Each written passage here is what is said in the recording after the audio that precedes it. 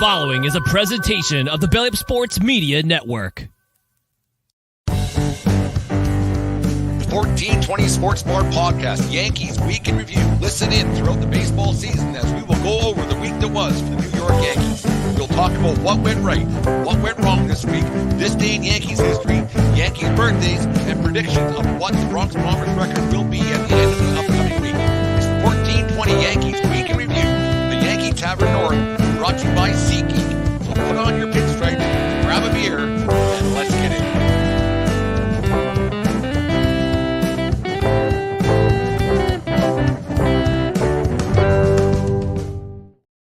All right, the Yankee Week in Review for this, April the 26th, 2023. Today's show, Yankee Week in Review, as always, brought to you by SeatGeek.com. The SeatGeek app, use promo code 1420pod at SeatGeek.com and save yourself $20 on your first purchase of a baseball ticket, a hockey ticket, a concert ticket, or a show ticket, or whatever you want to go to, whatever floats your boat. I wouldn't buy many Yankee tickets right now the way that team is playing, but we'll get into that in half a second. Thank you very much for SeatGeek for sponsoring us for over a year now. We appreciate all the support that you've given us.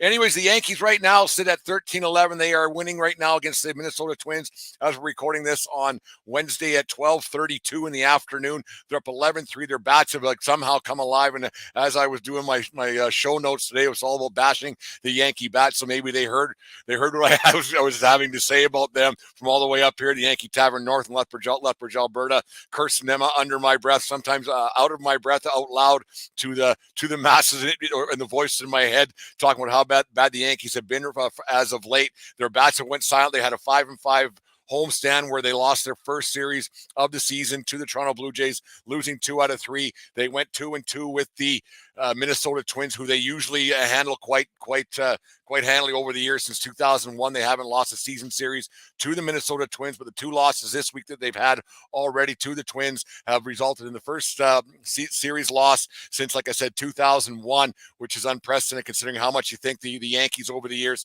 not only in the regular season but also in the playoffs over the years, how the Yankees have owned the Twins. It hasn't been close over the years, and so it's kind of been one of those things. You just always thought that the Yankees were going to handle the Twins. They're handling them today. We'll see how this turns out. Hand it over the bullpen. You know what might happen with the New York Yankees the way they're going right now. The 13 wins that they have so far this season are quite surprising, to be honest with you. The way the bats have been silenced, they don't hit very well at all. They have only 2 to 3 guys that might give opposing pitching staffs and opposing pitching coaches nightmares at night. You look at Aaron Judge, who's struggling anyways. He's not struggling, but he's not doing. He's striking out a lot. You got Rizzo, who's been consistent, and Gleyber Torres, who's been fantastic. I think, he's in a bit of a slump with the rest of the team right now. But you have those 2 to 3 guys that are something to behold at the top of the lineup. But then you got 6 guys that are on the roster right now that are flirting with the Mendoza line, which is under 200, and you wonder how long that's going to last. And you got another 3 guys that are an 0 day away of being up along with that Mendoza line as well. So you just wonder where that's going to end up and how that's going to keep going with the New York Yankees. I don't think this is a thing that every point right now, you're at a point right now where the team has to be pitching 100% perfect, like Garrett Cole did a couple weeks ago, where he went 9, striking out I think 12, and he had to have a perfect day pretty much for the New York Yankees to get a win. It's very tough right now when you have a team that an error by Peraza, an error by Hicks not getting the ball. We'll get into Hicks in a little bit later. Or you got Anthony Volpe making another error last night with 3 in the last 3 games, I believe it is. You have an error by him, and your game is pretty much shot. And that's a tough spot to be in if you're a New York Yankee or a baseball fan in general, where your pitching staff has to be 100% perfect throughout the season to get wins. It's almost impossible for a team to have that. And I don't understand that how this Yankee team, who spends a lot of money year in, year out, gets into that situation. And you look at a team, and we beat this to death on not only our podcast, but a lot of podcasts that are throughout the world that I listen to, and how the Tampa Bay Rays, who finally lost a game at home last night, they're 13 and 14-1 at home or whatever it is, how a team like that can just play not flawless baseball, but they can go out night in, night out and have a pitching staff that gets it done. The Yankees don't have that at all right now, and any pitching decision that Boone and company makes might result in a loss with the way this team is playing and the way this team isn't hitting the baseball. It's a situation that is it just everyone's cold at the same time? I doubt it. I don't think that's a thing in baseball. I don't see how an entire team can go cold through for a long stretch of time like this Yankee team is. Like I said, going 5-5 on a homestand and then losing the first two in Minnesota. That's 12 games where everybody's cold. When you're only averaging 2 runs per game, your pitching staff has to be flawless, like I said. And the only guy that's been flawless so far has been G. Cole. I just called him G. Cole. I don't know why I came up with that, but it has been Cole. Cortez had a bit of a rough start last night. He wasn't as good as he usually is. He's been great so far this season, but the rest of the pitching staff hasn't been good. When you have a franchise and when you have a team, when you have a fan base that is kind of, I don't want to say clamoring, but hoping for a guy like the president of the Josh Donaldson fan club to return to the lineup because he's out with injury, and you want Donaldson back in your lineup, who last year only had 14 home runs, but you have 14 home runs that you can't see a lot of the guys on this lineup getting to this season. You can't, like 14 home runs doesn't sound like a lot, but is IKF, Hicks, Franchi Cordero, Higashioka, Willie Calhoun, Oswaldo Peraza, Volpe, are they going to get 14 home runs? Probably not. And I'm not a big boomer bust kind of a baseball fan, and I've never been the guy that a home run or bust get you championships, because I think you got to base hit your way to championships like the back in the old days. But now that you can't piece 3 hits together, and you need the home run on a nightly basis, you have that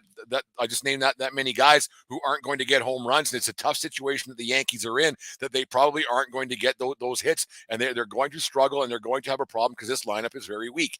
And then you have them talking today, I think it was that Harrison Bader might return next week or the week after next, on the 5th or the 6th of May. And all of a sudden you're into May. It's a whole month of the season gone, and Bader's coming out. You don't know what you're going to get from him. He came over from the Cardinals hurt. He played in the playoffs. He was very good in the playoffs, but now he's hurt again. He has a history of being hurt and hasn't been able to contribute on a nightly basis. So you don't know what you're going to get out of Harrison Bader. He seems like a great defensive player. He did hit very well in the playoffs last season, but I don't know what you're going to get out of him. And to have a guy coming, he's going to be hitting in AAA. I think today, once you start hitting big league pitching, you don't know what you're going to get from this guy, and it's going to be very tough for a Harrison Bader to have an effect on this lineup and everything else.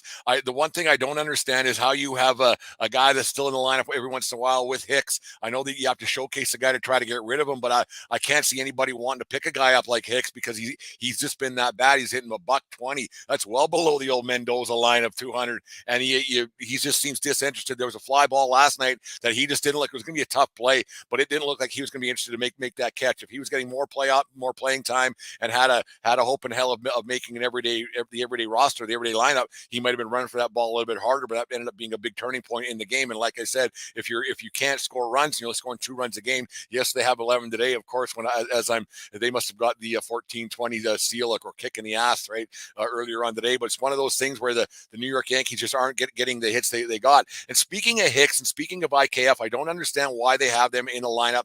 If the Arizona Diamondbacks, with their payroll, what it's at, if they can find $34 million to pay off a Madison Bumgarner to go away, why can't the Yankees eat some salary and say, you know what, this just isn't working out. We got to get rid of you guys. We need to win baseball games because right now it's getting late early, as Yogi Berra used to say, because all of a sudden you have a team in the Tampa Bay Rays that are 7 games ahead of you, and you're struggling to do anything, and you have 2 guys in the lineup who aren't going to get hits, probably aren't going to get hits. IKF has been a disaster since he came over, and I don't think that Cashman and Boone want to admit how bad it's been. And it's one of those pride things that you just don't want to do, like Bettman has with the Arizona Coyotes. I guess it's one of those things where they just don't want to admit their faults and say, hey, it's time to go. Why they can't buy out Hicks and just say goodbye to him, it's kind of a hard pill to swallow for Yankee fans, see why these guys are in lineups. And when you're only averaging 2 runs a game, like I said, it's over the last couple of weeks, it's hard to imagine how this team is going to get out of this slump as a cohesive unit and how they're going to get through it. You have another guy that's been a disappointment, in my opinion. Yes, yes, he's had a couple pretty good playoff appearances with Giancarlo Stanton, but once again he's hurt, pulled up lame, hamstrings done. He's out for who knows how long. They say 6 weeks, but 6 weeks always ends up being 8 to 10 weeks by the time the rehab assignments come around. And Giancarlo Stanton, I think, has only played in about 60% of the home games or the regular season games since being acquired in 2018 in the offseason when Jeter ran the. It only takes a matter of time before Jeter comes into play here. But since he was acquired from the Miami Marlins, Giancarlo Stanton hasn't been available in year in, year out.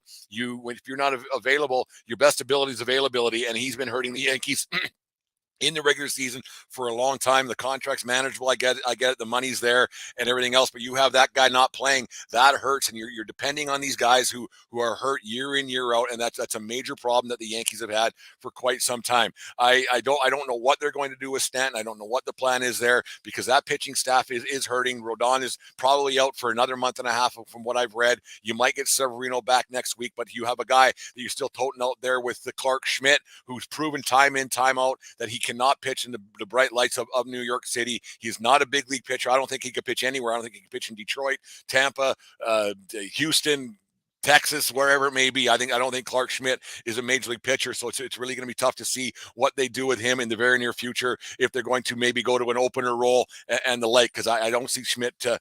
That's got to be getting a little bit old with the.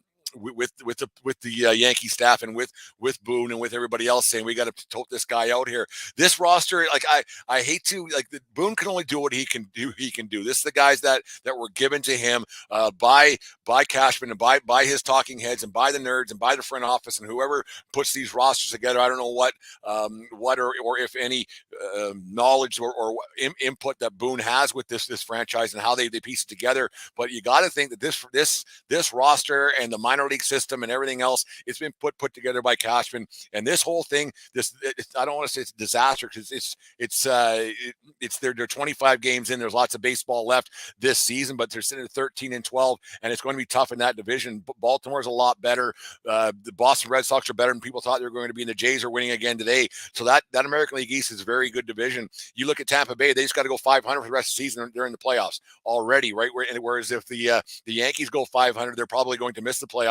So the Yankees got a lot of winning to do in the very near future, and you want to collect wins in April and May, so you don't have to collect wins at crunch time in September when you should be rolling up your bullpen a little bit and letting your starters sit a little bit, and you can work things out. The Yankees are in a situation where they just don't have it, and you got to think that this roster that Cashman put together, the bench players he's got on this team and the like, it's not good enough. They didn't have a clear-cut left fielder going into the opening of the season. They didn't really have a shortstop going into the season. It was Volpe's job to lose. He hasn't been good. He's gotten some stolen bases. Yes, I think he's 8 for 8 in stolen bases, but he's not hitting the ball as well. He's hitting a little bit better today, of course, but as I write this down, and I don't see him getting any better throughout the season. He'll get he'll improve, but over the season it gets a little bit tougher. Pitching does get tougher as the season goes on. I just don't see it going on. Then you have an IKF situation where they just won't give up on that guy, and it's a lineup that doesn't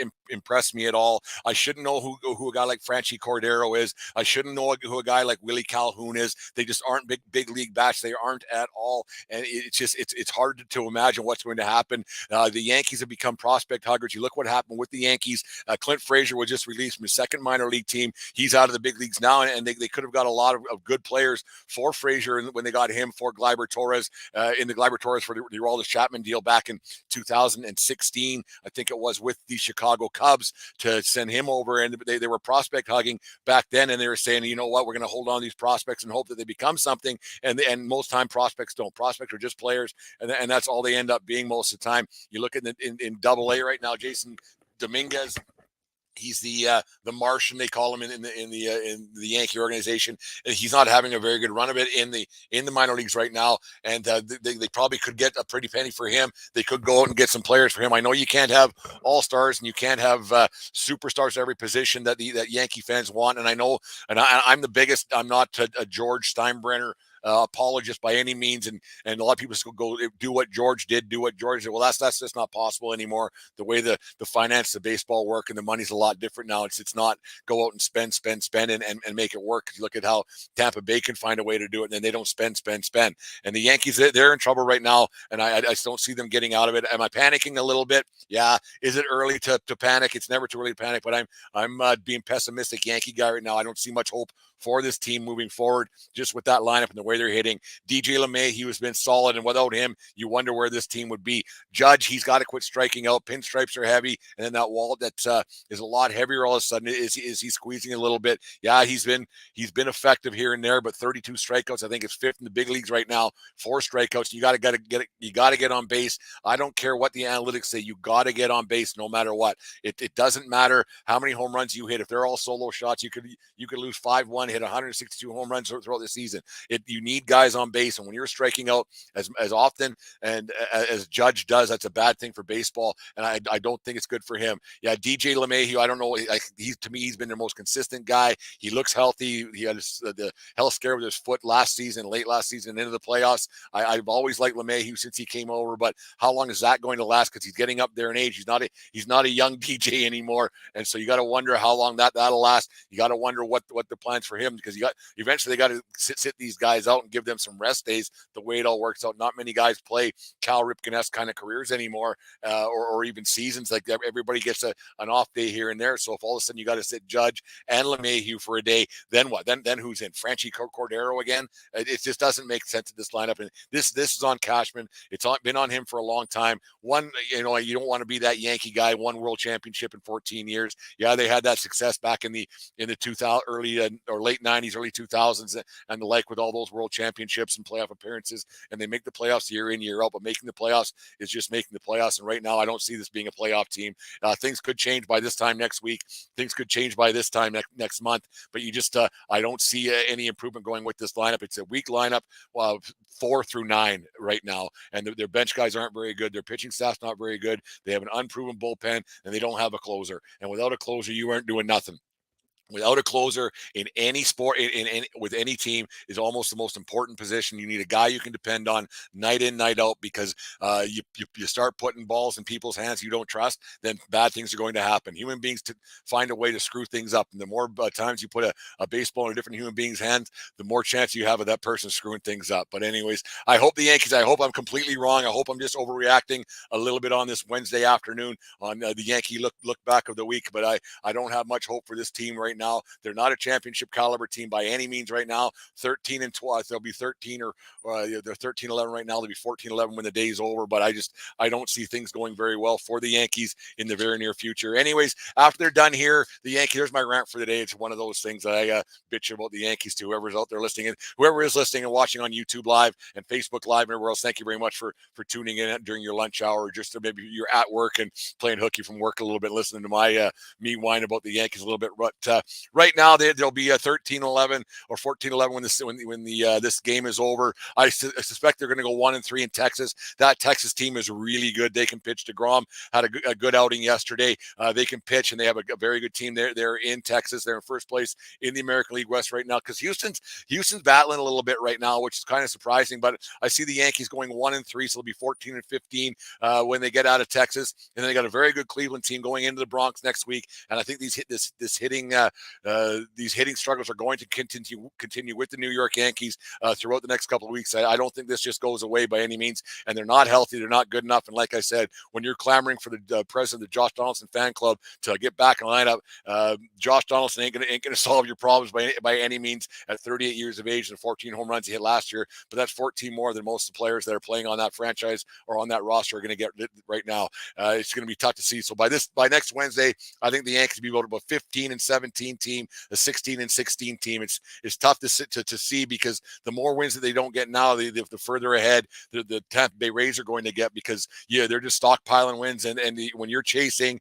early in the season, you usually end up chasing all season long, because it's a real tough tough road to hoe to end up going somewhere and get this done. But anyways, I hope I'm wrong. I hope the Yankees can pull off a big weekend win in Texas, and I hope they have a better run of things in the Bronx than they did last week when they went 5-5 in that big home stretch, but or home swing. But I just don't see it right now. The team's struggling, and this is on Cashman and his lineup construction, which has been poor for quite some time. But we'll see how this all turns out. Anyways, there's my rant for the day once again. Anyways, on this day in 1961, Roger Maris of the New York Yankees hit his first home run of the season off of Paul Fedek of the Detroit Tigers in the fifth inning of a 13-11 Yankee victory over the Detroit Tigers in front of a paltry 4,676 fans at Tiger Stadium. Luis Arroyo picked up the win for the Yankees. Mickey Mantle hit 2 home runs, and the Yanks improved their record to 6-4 on the young season. So this is when the 61-61 started back in 1961. Obviously, for Roger Maris, everybody knows the Babe Ruth story and the Roger Maris, the home run and the race with Mickey Mantle, who got sick at the end, or not sick, but he injured with some skin infection at the end of the 61 season. But on this day in 1961, Roger Maris hit his first home run of the 1961 season en route to that record-breaking season that was just broke by the birthday boy today, Aaron Judge. Happy 31st birthday to Aaron Judge. Born on this day in 1992 in Linden, California. Judge was actually drafted to the major leagues twice, once by the Oakland A's out of high school, the 31st round, and then the first round of the 2013 draft to the Yankees.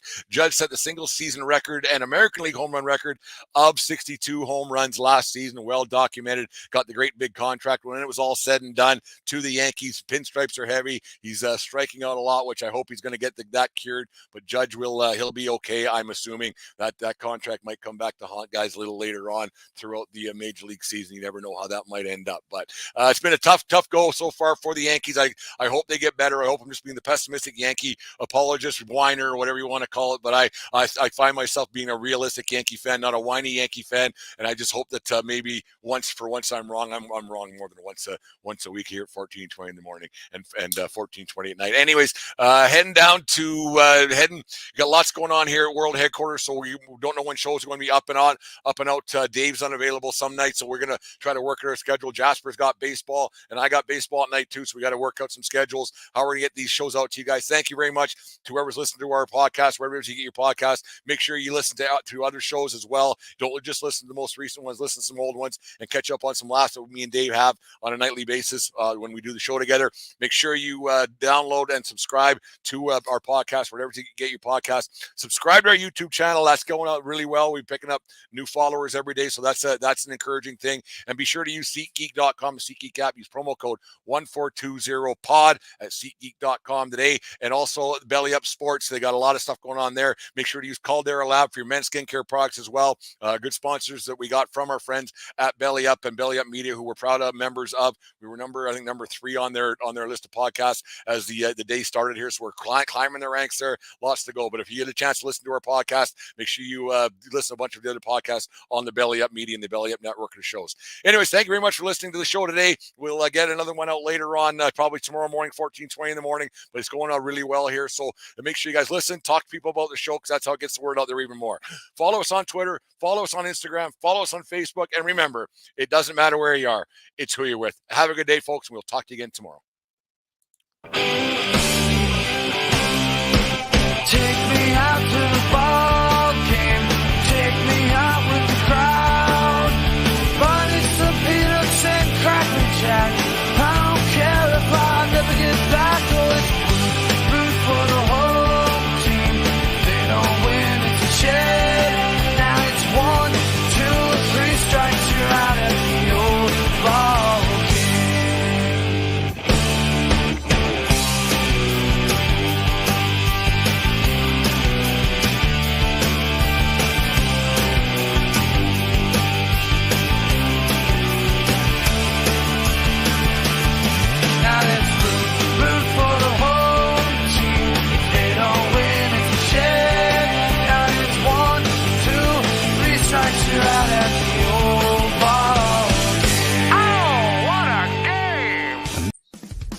Just listen to the 1420 Sports Bar podcast. 4 Beer with the Sports Talk and a whole lot more. We are part of the Belly Up Media Network. Let's get